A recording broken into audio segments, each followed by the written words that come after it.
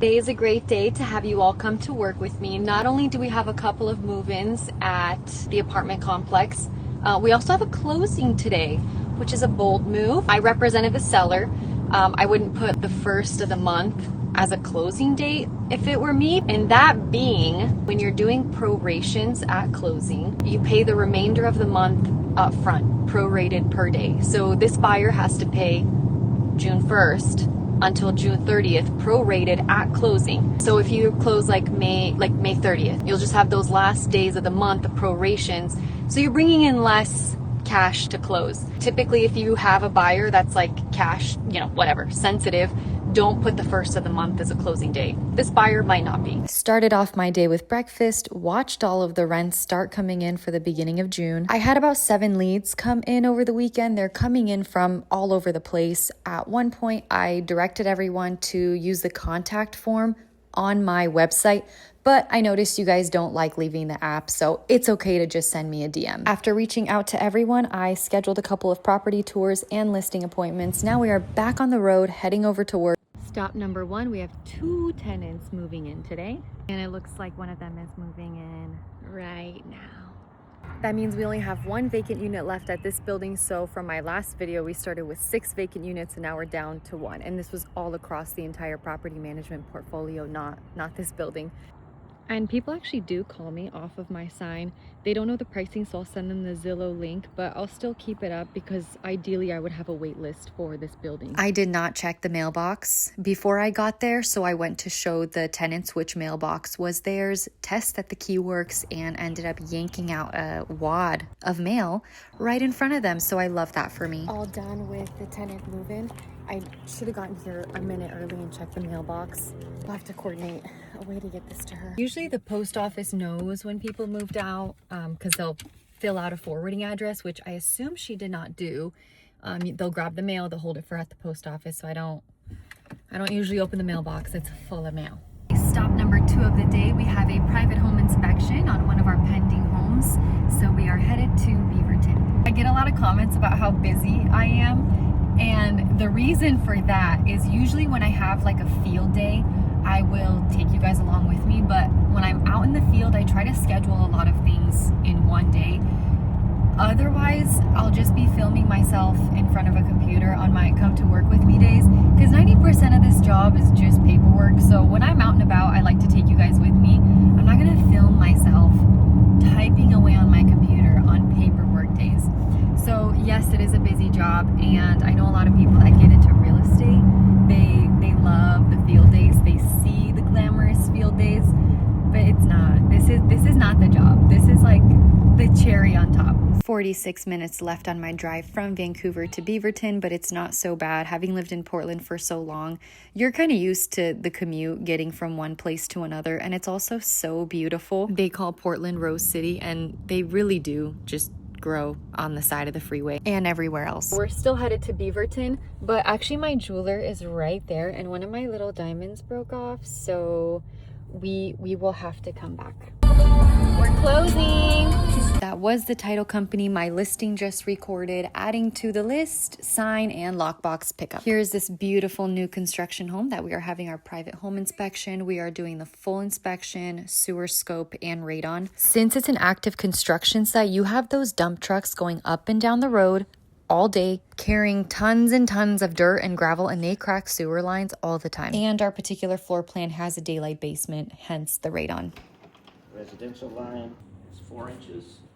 And fire rated the room, and they got these are empty, but It's yeah.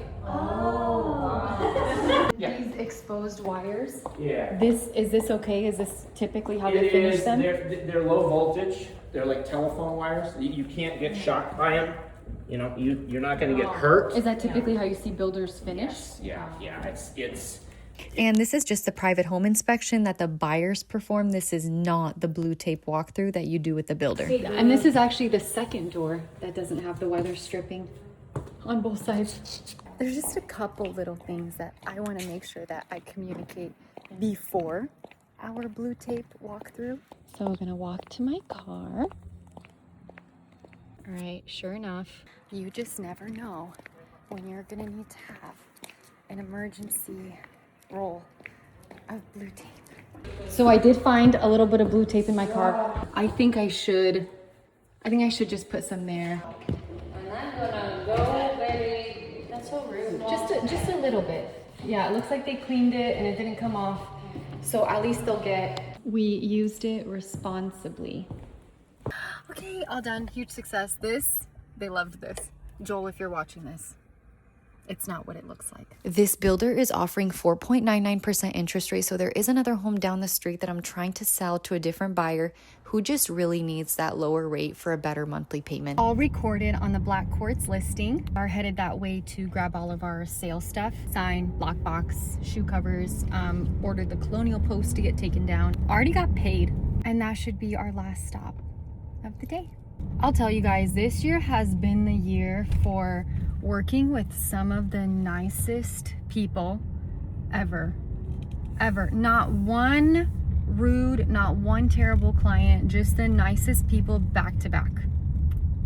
The same cannot be said about some of the agents I've worked with. This type of industry attracts a certain type of personality, and at the end of the day, you just have to be professional and learn to work with all different kinds of people. I was pretty worried about this townhouse. The one right next door has been racking up days on market with no offers. Grateful that the sellers trusted my strategy. We got $18,000 over asking. Went live on Friday, open house over the weekend, pending by Monday. Sellers are very happy with the outcome and all the final negotiations that happened during the entire process. I'm actually gonna leave this stuff in my car because it'll probably just go from one listing to another. Last time I went to a listing appointment, I actually didn't have it on me, so I had to make a whole separate trip just to drop it off.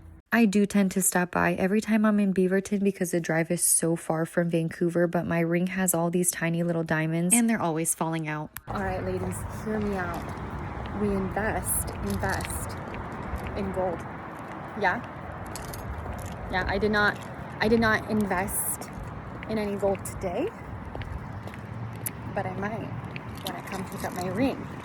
Next week, I did see something that I like. I've also been needing some new clothes for work and I'm not good at online shopping. Unfortunately, I have to get in my car, drive to the store and try things on. Otherwise, everything fits weird and I don't like the material. And if I would shop looking only at the label, I would never buy anything because even Aritzia with their overpriced clothes is still 100% polyester. Enjoying my drive home when suddenly I remember. You guys, I was just going over my to-do list, making sure that I got everything done. I'm on my way home. I forgot to get the seller flowers on the closing of their home today. It was on my list. I even put Trader Joe's, stop by Trader Joe's to get the flowers to make the bouquets like I always do. I'm so disappointed in myself. What a silly thing to forget.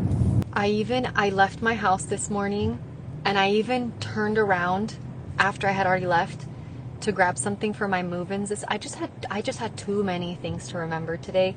And after I gave the tenants keys that were moving in, I had to run to Beaverton to make it to that inspection. It was just too much. But they are closing on their replacement home in 2 weeks and we're gonna go big. Okay, so remember this, that I will make up for this just absent-mindedness. At least I got paid. I've been thinking about it the entire drive home. Anyways, home sweet home. I love the warmer weather, bringing out all the deer. Okay, so I'm at my office and I actually already got the inspection report. That's how many errands I had to run. And that's how long my drive was.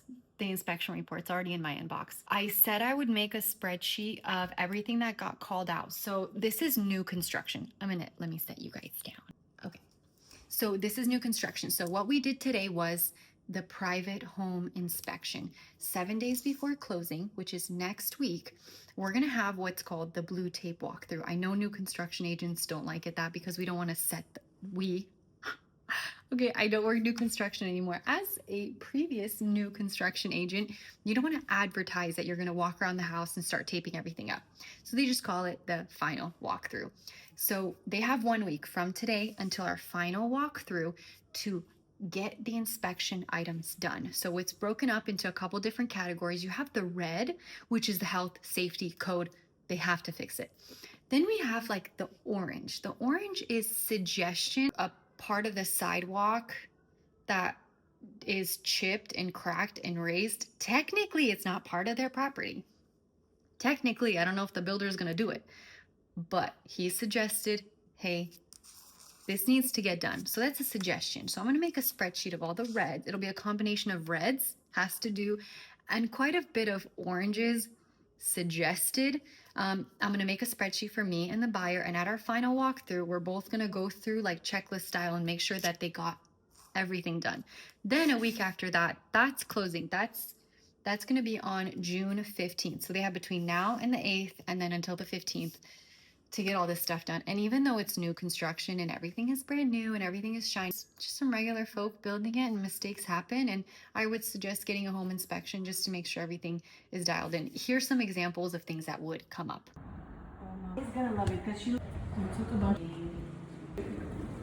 And of course, this is the one inspection report it's not color coordinated, you guys. So there's no reds, orange, or I have to see. Okay, well, I'm going to need a snack if I'm going to be using my brain. So thanks for watching. Okay, I love you guys. Bye.